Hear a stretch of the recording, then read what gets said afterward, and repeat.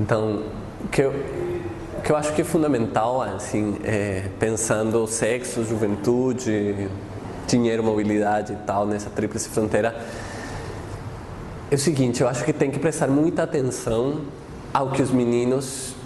e as meninas fazem e dizem,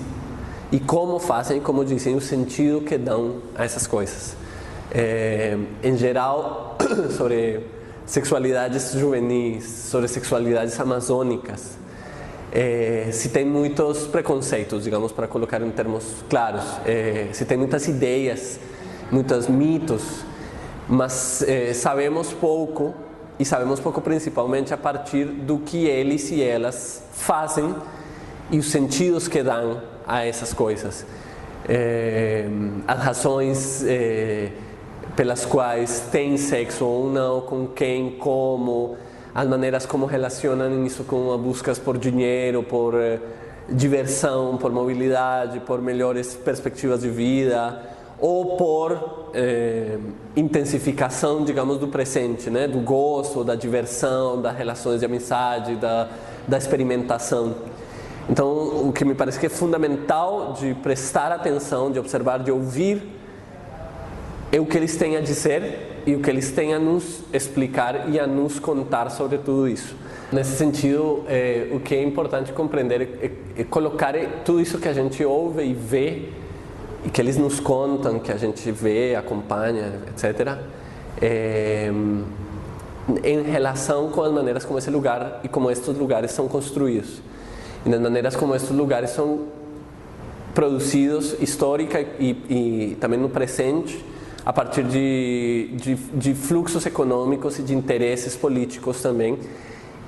e sempre em relação a um centro desde o qual está se olhando, e um centro que é ao mesmo tempo geopolítico, digamos, é geográfico e político, mas é também um centro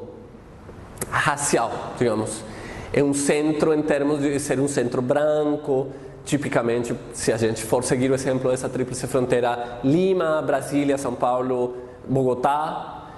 desde o qual se olham esses lugares que têm se construído uma série de mitologias sobre as fronteiras, sobre o sertão, sobre a Amazônia, e que a gente precisa colocar isso em termos da maneira como esse lugar é construído e é visto, das presenças institucionais, econômicas, em termos dos agenciamentos de gênero que têm sido feitos também politicamente sobre esses lugares e com esses lugares para compreender as dinâmicas que ali acontecem. Isso nos leva a entender, isso nos leva a imaginar, isso nos leva a interpretar umas relações mais amplas e nos leva a pensar, a entender esses meninos ou essas meninas num lugar de uma história de um país, por exemplo, ou das maneiras como discursos sobre direitos, ou discursos sobre sexualidades, ou discursos sobre saúde têm sido estrategicamente, às vezes acidentalmente, distribuídos de maneira diferencial e desigual também no território. Às vezes esse território é a cidade, né? A gente não precisa ir para a tríplice fronteira lá para Tabatinga. Se a gente vai ver, por exemplo, a maneira como São Paulo, Rio são configuradas também, a gente vai encontrar muitas dessas racionalidades que podem ser interpretadas, digamos, olhando para esses meninos e para essas meninas.